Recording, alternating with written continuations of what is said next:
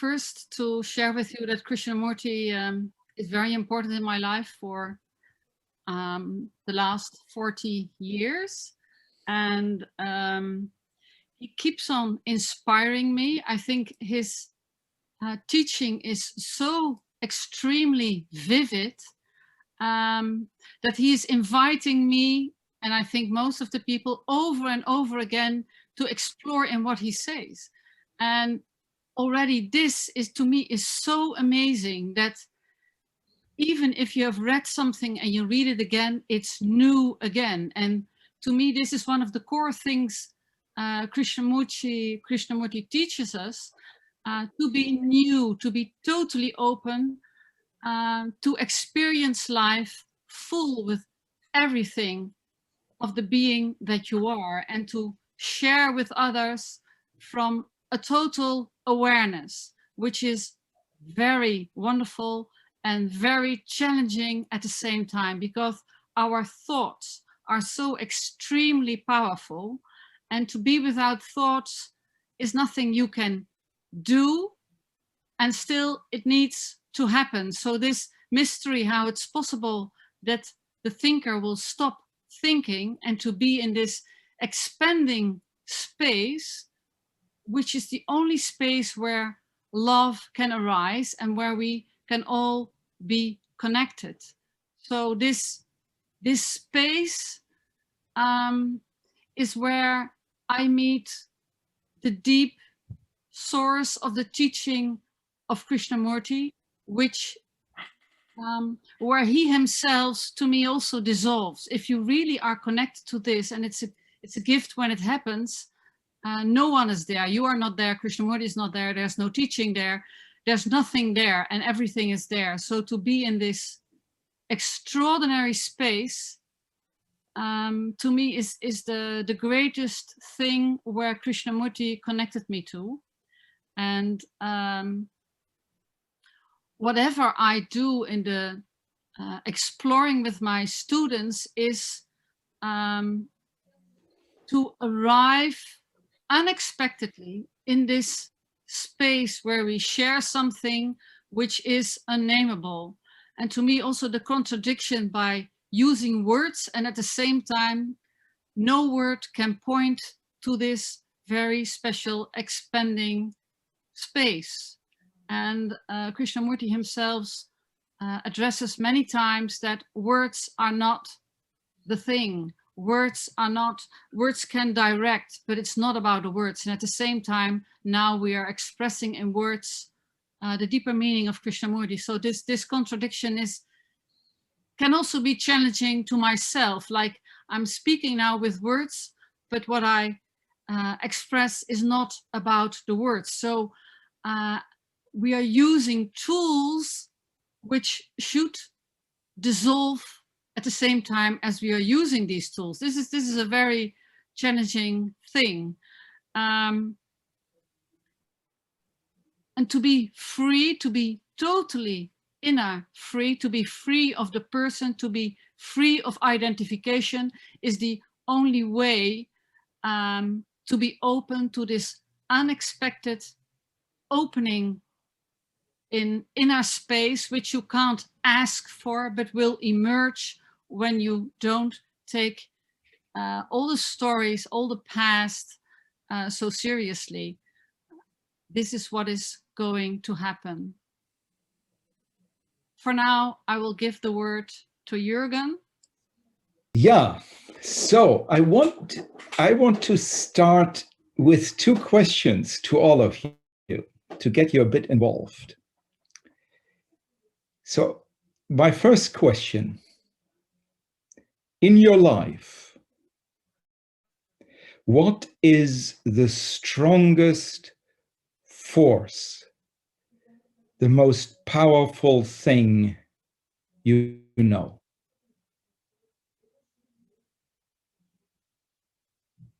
Think about it. In your life, you personally, directly, what is the strongest force, the strongest power, the strongest drive you are aware of?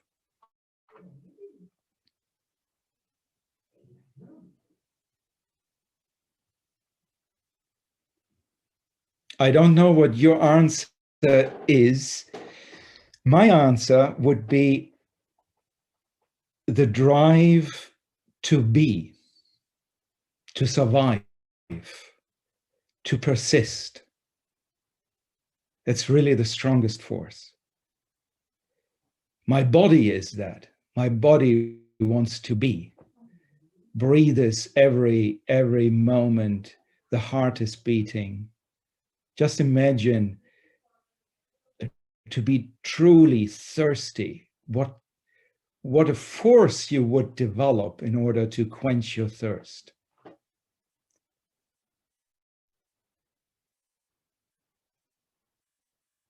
So the drive to be, to persist, to survive, I think is the strongest force we know. Now I have a second question. In your normal day, what is the activity you do most?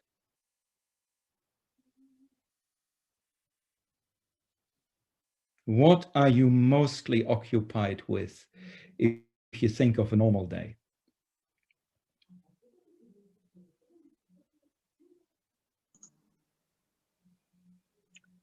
I don't know how it is for you.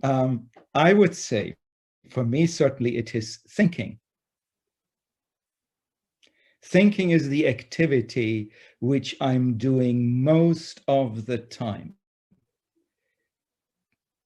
Thinking, talking, also talking to myself, talking internally about this, that, trying to get clear, planning, right? So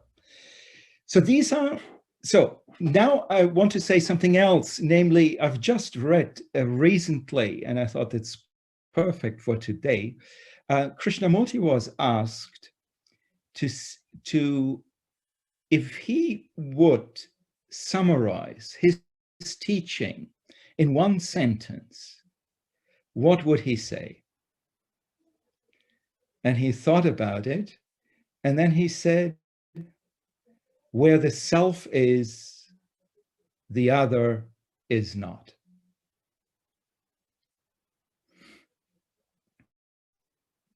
The other, that is the immeasurable, the other, that is the unnameable.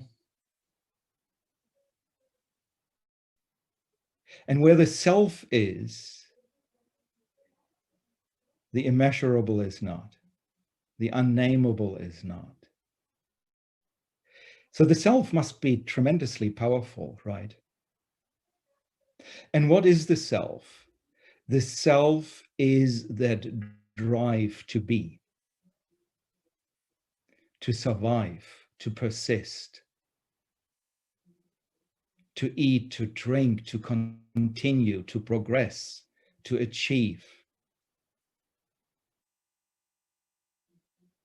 And since we are living in a world which is a very social world, and where a lot of thinking is taking place, a lot of speaking, as we do now, we are talking, we're in language, we are communicating.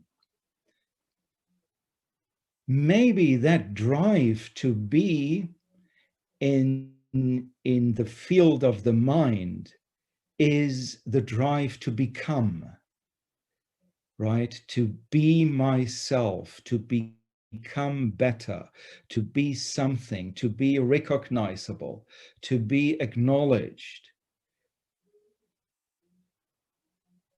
to be admired, to be who knows what, right? So what I'm suggesting is, and this is really, I'm like Elisabeth, I'm almost 40 years that since I first read my first book of Krishnamurti, and I have been in it and trying to clarify it and make sense of it. I'm suggesting that the self is what we live. Our normal life is self. is trying to be someone, trying to protect this someone, trying to improve this someone, to make, to relate as who I am with someone else. So the self is everywhere. The self is also now, as we meet together here, the self is active. The self is even active when you read Krishnamurti, when you try to figure out what he says, because it is, I relate everything to myself, to my experience, to my point of view. And then I say, I like it, I dislike it, this is right, this is wrong, this is good, this is not so good. I judge, I reject, I evaluate, I connect to what I already know, I connect to it, to what I wish, should happen, should, and so on. So that self. Now, another important point which I would like to make is the self is not an entity. The self is this activity,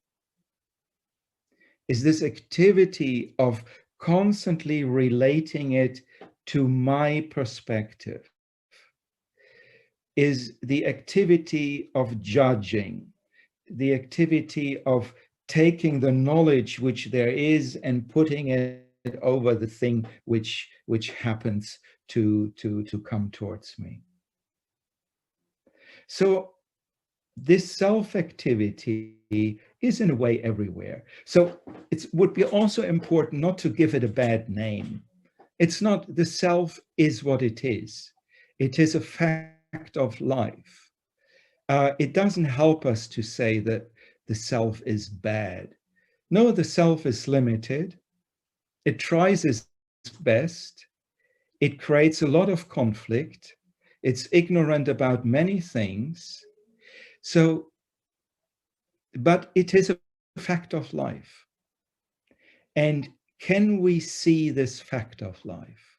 Can we see it moving? Can we see the different drives and aspects of this self-structure, of this self-activity? Because if we can see that, then it might stop. It might pause. And then there might be an opening for something perhaps immeasurable. That's what I wanted to contribute as a first step to this discussion. Thank you. Thanks, Jürgen and Elisabeth, for sharing the initial remarks. I think you both have presented the problem. And the problem, as you shared, is the movement of the self or the identity, which occupies almost whole of our life. So I would like to explore a little bit, what is this self? Because once we understand something completely, that understanding brings freedom. As Krishnamurti said at one place, freedom comes with the understanding of what is. And it is not possible as long as we are trying to change what is. So the first step towards understanding is to look at the problem as it is, without even this motive to change it, without condemning, oh, self is bad or self is good. So I would like to explore a little bit, what is this self? And I would like to bring some insights from Krishnamurti's teachings. Usually we believe that I am the creator of thoughts. I, which is the self, is able to create thoughts, is able to control thoughts, is able to control the feelings, the emotions, and we try to become the controller of our life. And this is the crux of the problem. Now here, Krishnamurti's teachings are inviting us to really look if self is the creator of thoughts and feelings, or is it is just the opposite? Isn't it the thought in its movement creates this whole idea of self, the ego? Can self or ego exist without the thinking process? If we watch ourselves in our day-to-day life, the thought occupies most of our activities. And what is thought? Thought, to put it very simply, it is a response from past memories. We can say that thought is a movement of past memories. Without past memories, thought cannot exist. And this thought and memory is quite useful in our day-to-day survival. In order to use this language which I am speaking, thought is helpful. In order to cook our food, in order to perform any other activity, thought is very helpful. So thought and memory have a really a meaningful place in our life. But somehow thought doesn't stop there. They also create a psychological entity in its movement. For example, I need thought to recognize myself and you, that where I am born, what is my background, the memory and thought, they are quite useful in that. But now, when thought starts assuming a special identity out of this fact that I am born in India, now I start through my conditioning, through my various influences, that I am something special. I can have this conditioning, oh, I have a very ancient culture, it's a very spiritual country, and I am something superior. Now, thought is entering into the psychological zone. So this is how thought moves from physical to the psychological. And this happens in a very subtle manner.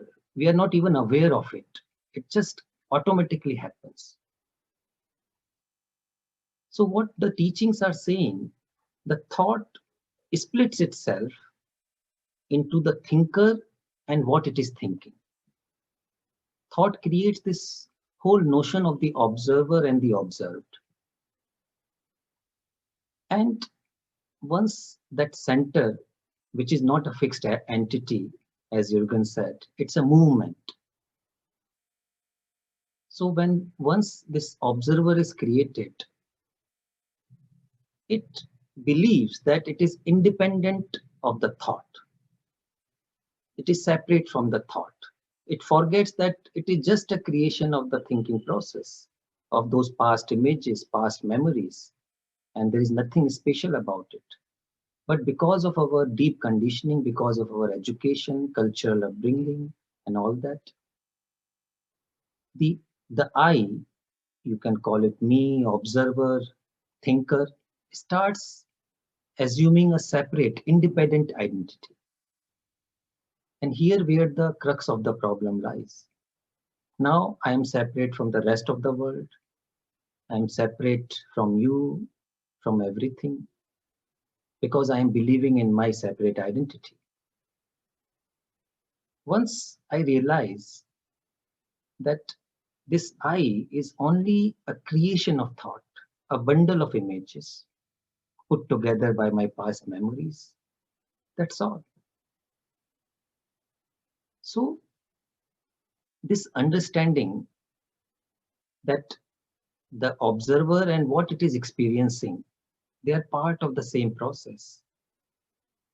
If I am experiencing, say, hurt, and I start doing something about that hurt because I think that I am separate from my hurt. But once I investigate, that hurt and the me which is trying to control the hurt, which is trying to do something about the hurt, they are part of the same process. Both the hurt and the me are a creation of thought. Then what can I do with the hurt? So I feel this investigation happens through this pure observation. If our whole life is conditioned, our brain, our thought, perhaps the only unconditioned instrument, if we want to call it the instrument, and let us not get stuck with the words, but we can call it, if there is any unconditioned energy, that unconditioned energy for me is this choiceless awareness, or you can call it choiceless observation or attention or deep listening. They are all one for me. So through this choiceless awareness, we can learn how this self comes into existence and how I separate myself from my experiences. Once there is a realization that observer or thinker or me is not separate from what it is experiencing, whether hurt, sorrow, jealousy, fear, then all the efforts of the observer in order to change, control what is, they cease. Because whatever observer will be doing, it will be an activity of the thought which created the problem. So the thought which created the problem cannot solve the problem. The only right response could be that thought becomes silent. And it becomes silent not by force, but by deep understanding, by this deep choiceless observation, that whatever I try to do in order to control what I'm experiencing, I will further complicate it. So I feel this is the practical implication of this observation, that observer is not separate from the observed, or thinker is not separate from the thought. They are part of the same process. Then the brain is quiet. Then it is not projecting something in the future. It is not struggling to overcome what is. And I feel in this silent observation, there is a right place of thought, right place of knowledge, right place of even the, if we can call it, the organic center or the self, which is quite helpful in carrying out day-to-day activities. In 1980, J. Krishnamurti wrote the summary of his own teachings on the request of Mary Lutyens, his biographer. And I feel the heart of Krishnamurti's teachings, they are contained in the two statements I found in this, what Krishnamurti has written. The first statement is, truth is a pathless land. And the second, in the last paragraph, is, total negation is the essence of the positive. And both these statements are deeply interconnected. Truth is a pathless land. I cannot discover truth, or you can call it the deep joy, the beauty, the love, compassion, or the transformation.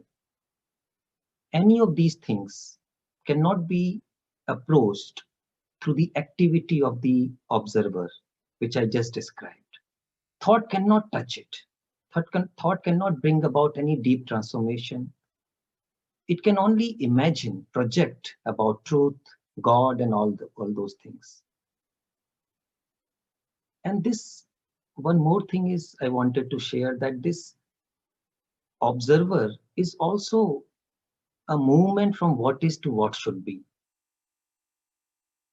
I am this, I feel that there is something lacking in me and I want to become better in the future. And this, what Krishnamurti calls it, is a psychological time, which is becoming. So actually this observer is the psychological time, and through psychological time, through any activity of thought and memory, I cannot approach truth or transformation or love, whatever you may call it. So in the very first statement, I feel these teachings are negating the psychological time. And the total negation of this psychological time, which is the negation of the observer, is the nameless truth or whatever. We need not give it a name or describe it because it cannot be described. But the question is, can I negate? Is it a matter of choice? Because if I decide to negate again, thought is coming back. So negation is a byproduct of deep observation. Negation is a byproduct of deep awareness, this choiceless awareness. It's not that I decide to negate. This negation happens, negation which is the ending of the false. As Kay says that seeing false as false is the ending of the false. Seeing the illusory activity of the thought when it enters into the psychological zone is the ending of those aspects of thought. Then thought has its right place, knowledge has its right place. So I feel this total negation which happens out of this direct perception, this deep learning, which is not accumulative. And this seeing, this direct perception is also, I feel, an act of love. This deep listening without any barriers is deep love and compassion. And I feel this is the transformation in this very moment. I liked very much what you just said, is that if you really, really, really listen, then this listening is an act of love. And this real listening can happen if the self is not telling itself that it's listening. Because if the self tells itself that it's listening, it has an object, it has a direction, it has a wish, it has an outcome. But the true listening is not interested in what it's going to become, but the true listening involves that the whole of your consciousness, the whole of your being, in a way, is dissolving in this listening. So this listening is a total experience. And in this listening, you will transform in the listening itself. So the listening becomes the love. The willingness to listen will dissolve also, but maybe it starts with willingness. I think willingness is one of the most important things we can do, because we can't prepare, but we can be willing to be an instrument for understanding. And this doesn't mean that understanding is going to happen, but the willingness makes that the person will not take his or her thoughts that important, give it that importance. So something else will start listening. And I think it's a very interesting question. Who is listening? There is no who is listening. So the listening is an act of love. And everything is involved in this listening. And it's not only an act of love, you yourself will be the love. So in the listening, it's not something which goes out or which goes in.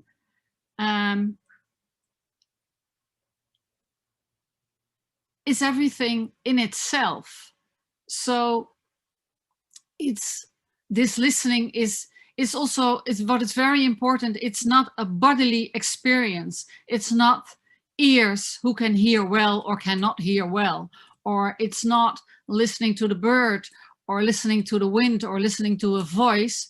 It's a total awareness which goes far beyond the capabilities of this physical body. And I think if we could learn children from a very young age that there's a way of listening which is understanding, loving, exploring, fulfilling in itself, in the moment. So this listening is also at the same time learning. We can't learn if it isn't a total perception. It's not learning one element. It's the essence of learning itself asks for total listening. Where children learn to listen to an individual, to listen to an opinion, and we keep on doing this as we grow older. We listen to a person, we listen to an opinion, we start discussing whether this opinion is right or not. But listening and learning are two totally different things. And I love this. I mean, this is, maybe this is the most important thing we can do, is listening. And listening is not inactive. Listening is a vibrant, very alive thing. Well, I'm missing out of words, but yes. Jürgen, I give you the word. Thank you. Beautiful. I'm in full agreement with what has been said here. This quality of true listening, or how Mukesh said, this choiceless awareness, choiceless seeing, choiceless observation, choiceless listening,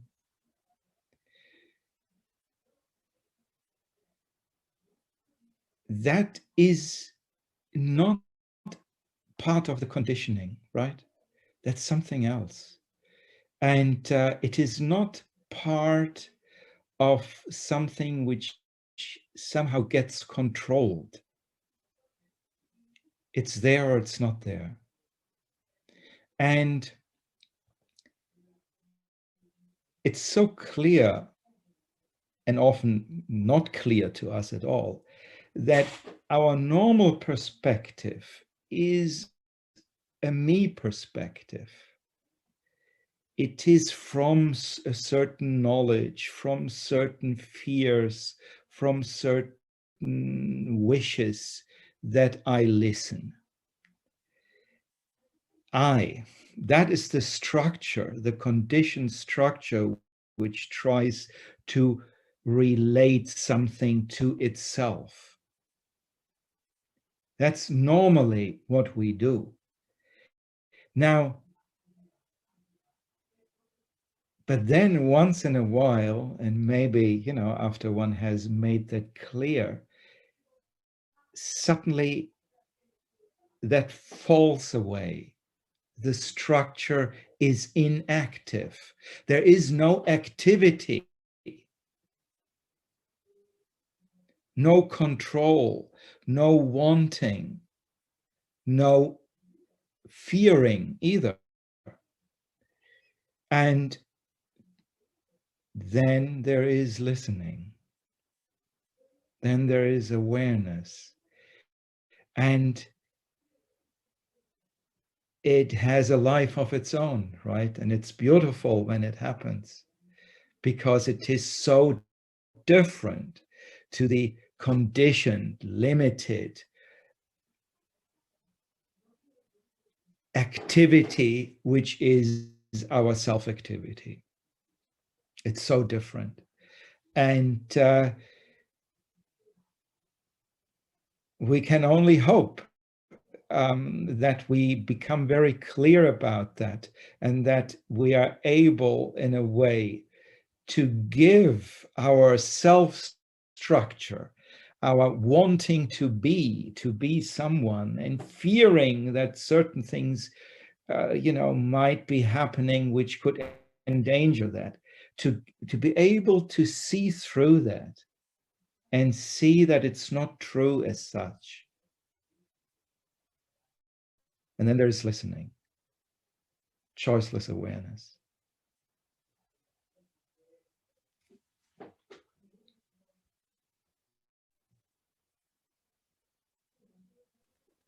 Mukesh? Yeah, thank you. So,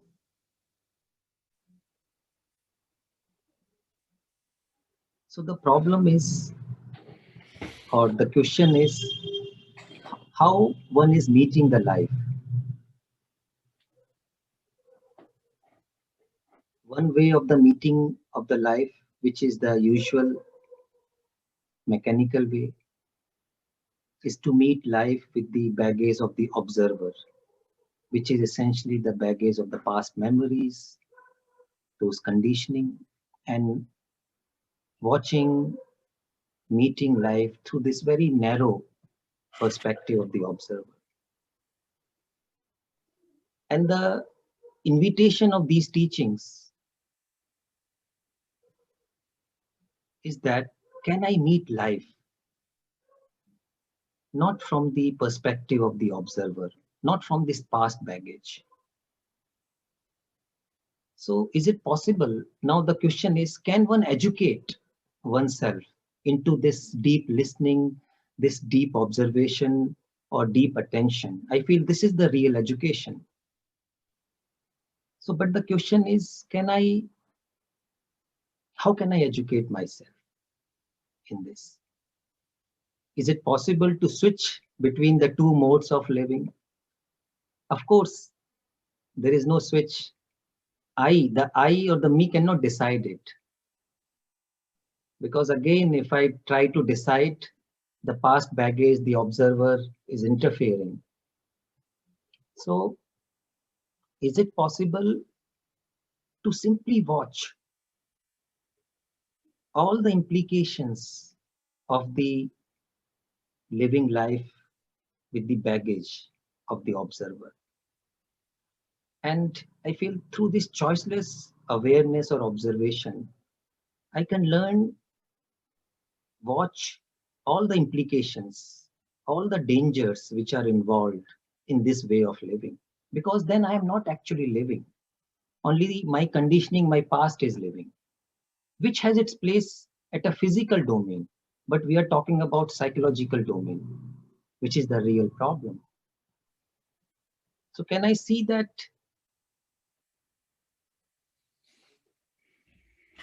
the deep danger of living or meeting life from the observer, from the ego,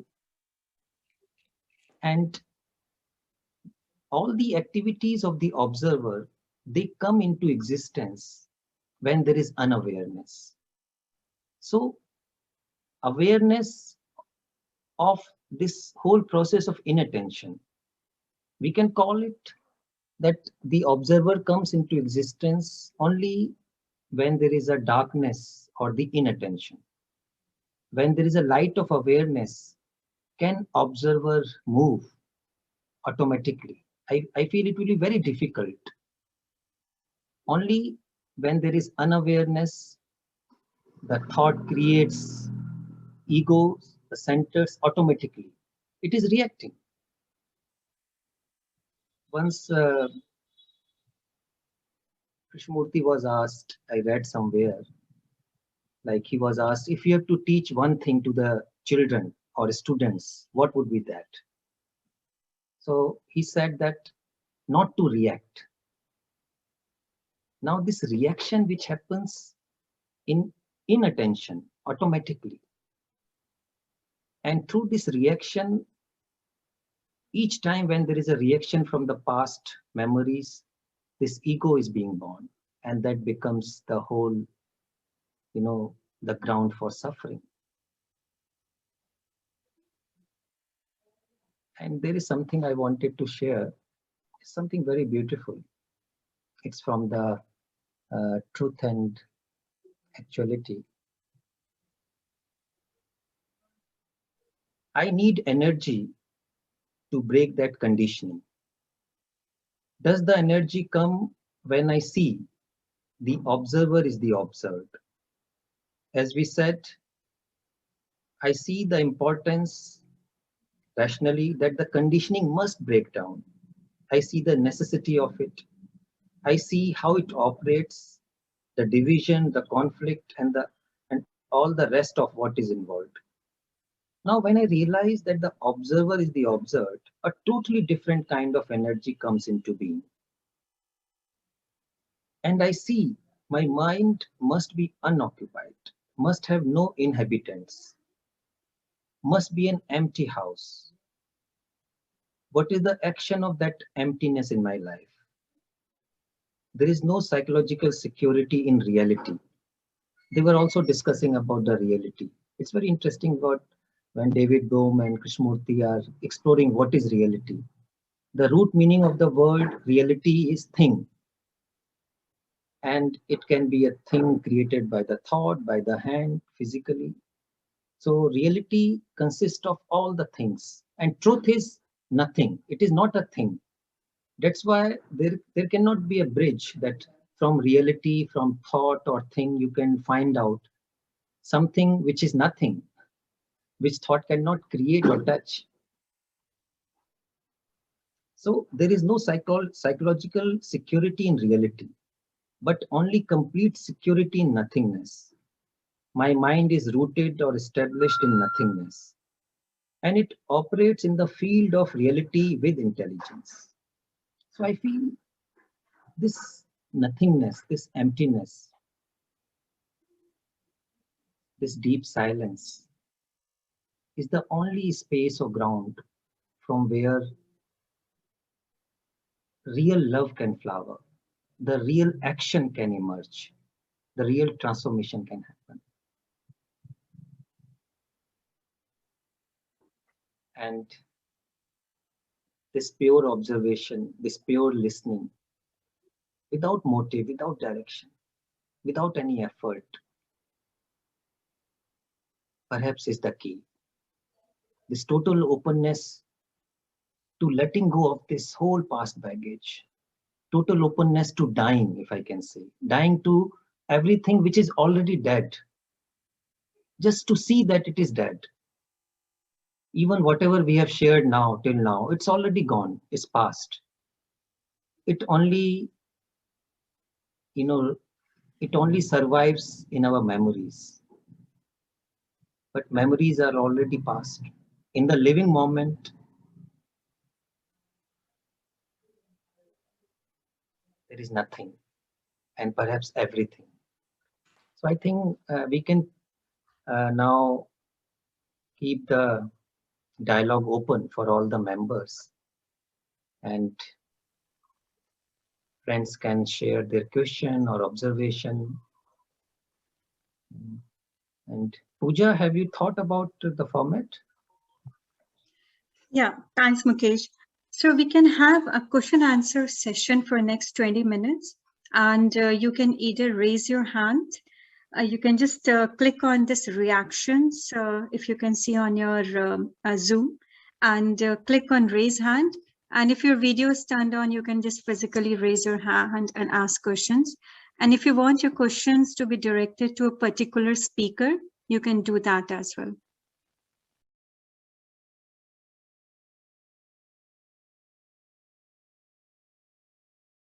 This is a really very important question.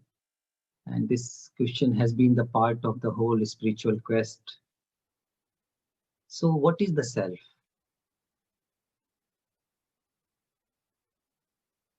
As you said, that whatever experiences, the influences we receive from childhood, then they are turned, they are recorded, all the impressions, images, they all constitute this whole notion of the self. And of course, we need a center to function in our daily life. As I'm speaking now, so I need a center, and so that I can organize whatever is required in order to speak and to organize this gathering. So there is a physical role of that, if we want to call it self or the center or the brain. And Now we need to explore a little deeper. As I shared in the beginning, this self is a creation of the movement of memories or thoughts. And thought creates a kind of a center which is quite useful in our day-to-day living physically, but somehow it also enters into the psychological world. This transition from the physical to the psychological, that is the crux of the problem. This is what as I have understood, what Krishnamurti teachings are trying to convey. Is it possible that thought functions whenever it is required, otherwise it remains silent? In the book Awakening of Intelligence, Krishnamurti is saying that to realize when thought is necessary, when thought is valid, and when thought is absolutely unnecessary, it has no place at all. This is the intelligence. So can we see that this self is a creation? It's a creation of thinking process. It's just a bundle of images. And identification is part of that process. Becoming is part of that process. Judgment is part of that process. Usually I say I am judging. So this judgment and the I, they are not separate things. The judgment itself is the I. Condemnation, if I am condemning myself or another or justifying, that is part of this thinking process. So the I or the self is not independent of the thinking process. Now in ancient scriptures, they also talk about a self which is unconditioned. So sometimes there is a confusion about it. Now, something which is unconditioned, can I imagine about that? Because whatever imagination I do from my background, from what I have heard, it will still be part of those past memories.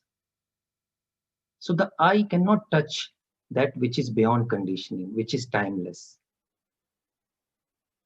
One can be simply, very gently, choicelessly aware of this arising of the self each moment. Now, so once this is seen, what this self is essentially, and when it assumes psychological identity, it creates suffering in our life. It creates division between human beings. I blindly identify myself as this, you blindly identify with something else. And there is a war. As Kay says, the relationship is happening then between images which are already dead, past. Then we are not actually meeting life. We are living all the time in the past. And life is in this living moment. So I feel this self-knowing process is this, to be choicelessly aware of this whole movement of the self, how it gets created through thinking process. And as Kay is saying that the root cause of all our problems in our life is this conditioned belief that thinker is separate from thought, observer is separate from the observed, experiencer is separate from the experienced. And I think it should not be taken as something mystical statement. Some people think it is something too big and we cannot talk about it. Actually, I feel Krishnamurti's teachings begin with this observation. The whole of the teachings, it is a very simple psychological fact. When I'm watching a river, can I be aware how I'm watching the river? Am I watching with all my past baggage and calling this river, oh, this is something holy or something else?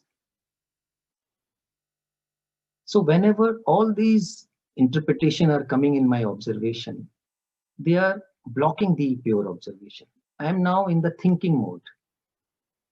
If I am watching another human being, how I am watching? Am I watching through the bundle of those images, my prejudices? Can I be aware at that moment? That awareness brings silence. That awareness shows the fallacy, the absurdity of this division between me and what I am experiencing.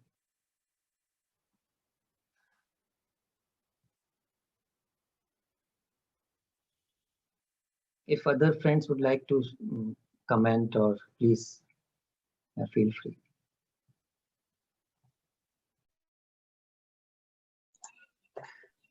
Yeah, I would like to say something to it, because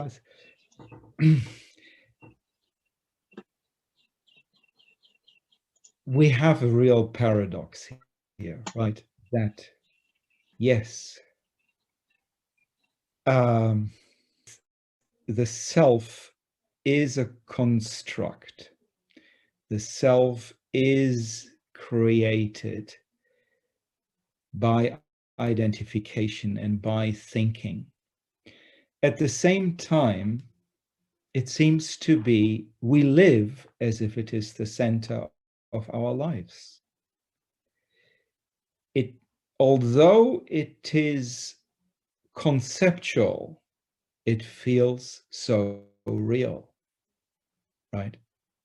Now, I think this has to be looked at very deeply, because this is what we human beings are. Most of what we live by and live for is conceptual. All our beliefs are conceptual. Being Christian, being, Hindu, it is conceptual. What we do in society or among people, the whole social world, is conceptual. Our values. And in some ways, the human being is the one being for whom concepts are more important than other things. If we look at our day, what goes through our mind again and again and again, all that is conceptual. It's not about how do I breathe, how do I quench my thirst, how do I, escape that hunger. It's all taken care of for us here. So, but we are busy nevertheless. We are tremendously busy. We are trying to become clear about something. What is it? All conceptual. So concepts are our deepest reality, right? That is the paradoxical thing about us human beings, that concepts are so powerful for us. Language, we are constantly in language. Language is all conceptual. So, and then Kay says, but there is something else, which is not conceptual, which is not language, which is not identification, which is not activity.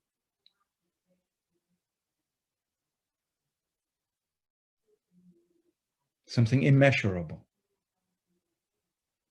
It's not even trying to survive, trying to all that kind of thing, living a life in order to survive. No, it is free. There's a total freedom. There is not even the question, do I survive or die? Freedom. No question at all. Unconditioned. Immeasurable.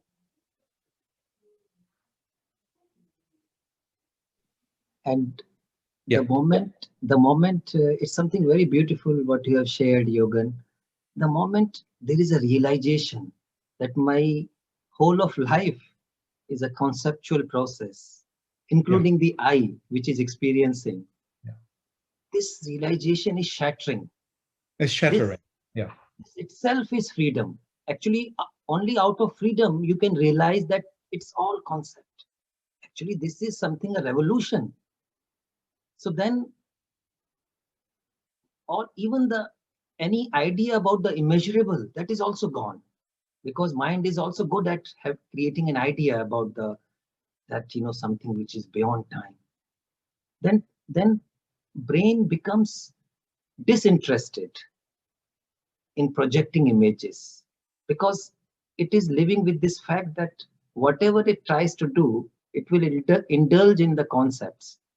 And of course, concepts have their value in physics, in science, or in the physical world. Peace is not possible. The real peace on this earth is not possible as long as we are totally identified with the concepts.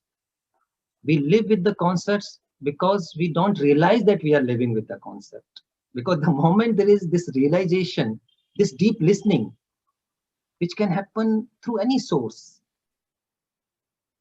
then I feel that moment of deep perception, deep listening is the beginning of freedom and transformation.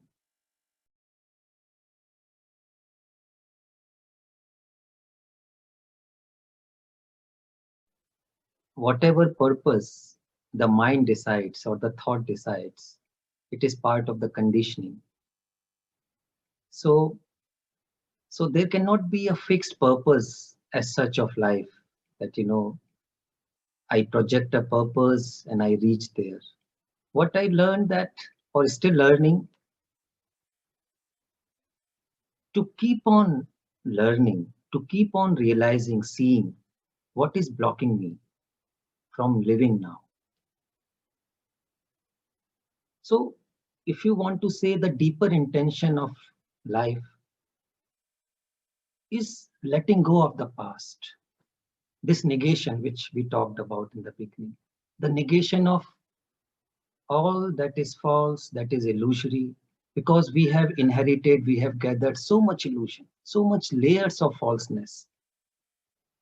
So to keep on shattering, letting go of those layers of illusion can be the deep intention of living. Because without that, I cannot be peaceful. There cannot be real joy, happiness, which we all look for. If you ask anybody, nobody would deny perhaps that, okay, I'm looking for deep happiness, deep love, deep compassion. But do I realize what blocks it? So these teachings are showing essentially this is the block. Whenever thought enters into the psychological field and creates this psychological observer, that becomes the block. We see the block. In seeing the block is the letting go of the block, not fighting with the block.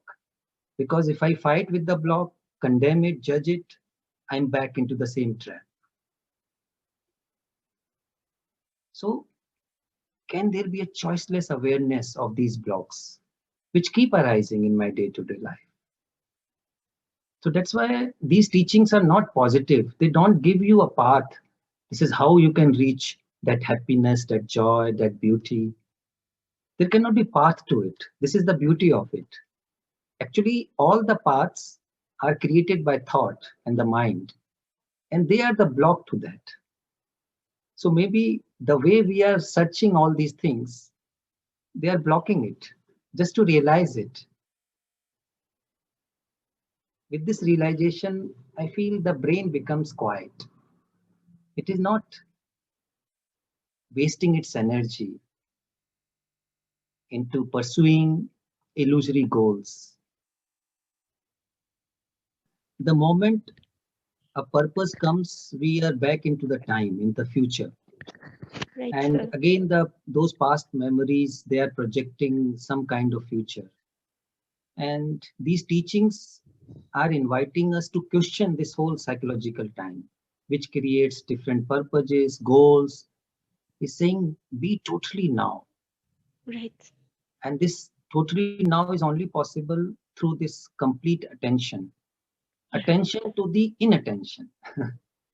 So Right. the inattention creates all the purpose, goal, people even fight for their countries, for their belief. So then we are not living in the living moment. Right. When we are living in the past, all these sufferings, they are actually continuing. Right.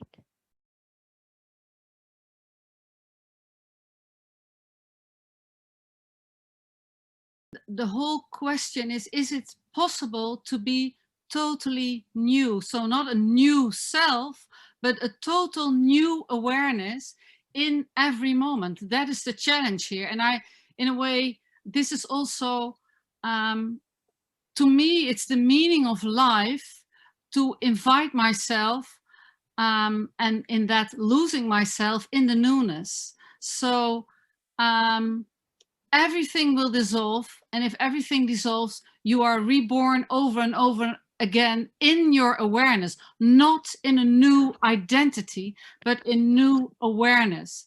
And the whole, what Krishnamurti is bringing to us is an awareness how to become new over and over again. So that means being empty to all of the past, but also to being empty to all of the future.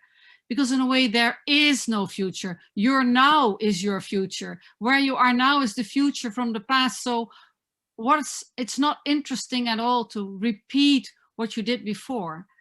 And so the being new is the being empty, is also finding out, well, the miracle of life. To be part of the mystery will happen if you find the newness.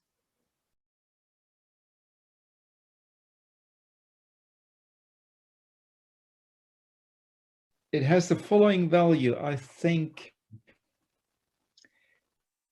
what is being going on in the world, that there is so much destruction, so relentless activity, that is exactly because there is no clarity in human beings, right?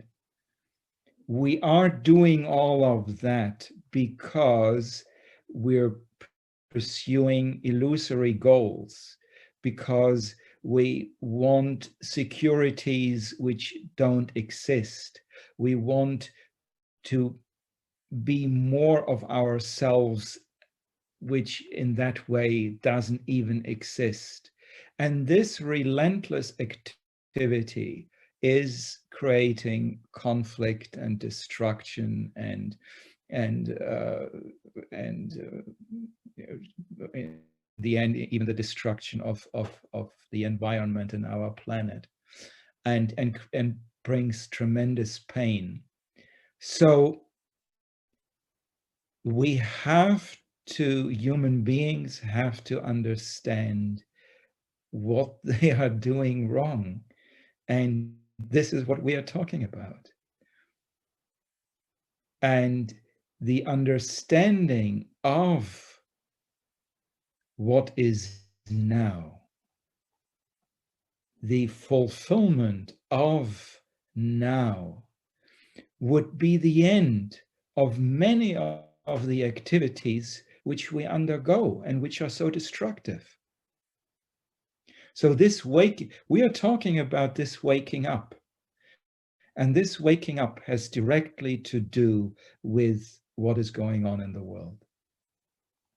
So I feel this quest for the immeasurable, asking these questions, they, without even trying to answer them from this old mind, because old mind will try to answer that. It's That is its habit. And one can simply watch it with a smile that again old mind is being active. It cannot answer that question of the immeasurable, or what is that beauty, what is that truth, what is that love. I feel these questions are quite important. They are vital. And these questions are being ignited through these teachings. And once these questions are alive, then the mind, the being will not be satisfied with anything which is superficial, at least. Then there will be a question. I will not be satisfied if somebody is going to, put a kind of propaganda or false belief into me. It will be seen instantly, because the priority, the deep intention is really to explore that which is really living, that does not belong to the past. In that sense, these teachings are really significant. They are putting the seeds of these questions in the human consciousness. And human consciousness is being troubled by these seeds. And it's a healthy trouble, I would say. It's creating a creative crisis. What I am doing, whatever I am following, has it got any value? What I am believing, has it got any truth?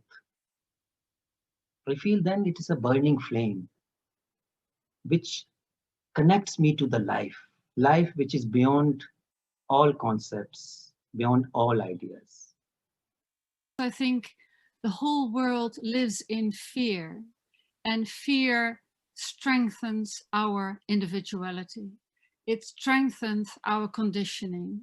So I think when we are all so conditioned by fear, we have to awaken over and over again. There's no need to be fearful.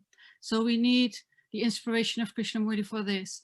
And if everybody is so afraid of dying, do we know what dying is? Why are we so busy not to die? Why don't we die to our conceptions? So I think this research couldn't be more of value in this time where it's all about fear, fear, fear. And all these concepts which are shared about fear is bringing the world in terror, bringing the world into a very tight perception of how to live. There are restrictions, but our life is not at all about these restrictions which are put on us now. So to keep our being totally alive, we can be totally free, although there are many restrictions. So to me, this is very important, especially very important to do research, the inner research now. Thank you.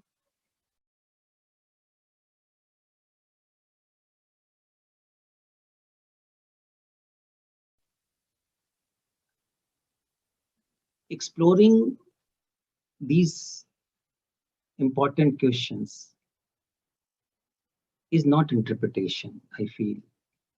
And to realize that interpretation is happening whenever thought is trying to interfere with what is being explored, then the interpretation comes. If I am projecting a goal out of the teachings in the future, all the projections are part of the interpretation. But if the mind is open to new discoveries, open to the unknown, open to dying in this very moment, then it is a live exploration. Then I'm not even identified with the teachings. So then those teachings, they are not personal. I heard that Krishnamurti said that even he is a student of the teachings. So these teachings are universal, and one can explore it, being aware that there are possibilities of interpretation, because mind is interpretation. At one level, if we see the thought, whenever thought is exploring, when the mind is involved chiefly, then it is interpreting. Now, this is the work of this inquiry, to be aware of this interpretation. All the implications of the interpretation. Interpretation means projecting a certain idea, a certain goal, certain hope, but these teachings in the very beginning, they are denying, negating all this becoming process. In one book, I think Krishnamurti was asked, somebody wrote to Krishnamurti that I have seen the beauty of your teachings. I have not understood it fully. But still, can I share this beauty with my friends without saying that, I have fully understood it? Then Krishnamurti wrote very beautifully, and I feel touched by that response. He said that if you visit a mountain, a valley, and you are touched by the beauty of that valley, don't you feel natural to share this beauty with your friends without trying to own that beauty, without saying, oh, I know the whole of it? So I feel with this humility that I really don't know. That's why this exploration, I feel, begins with this total realization of one's ignorance. I really don't know. Can we begin from this ground of not knowing? Not from any knowledge. Then it's a live exploration, I feel. Thank you.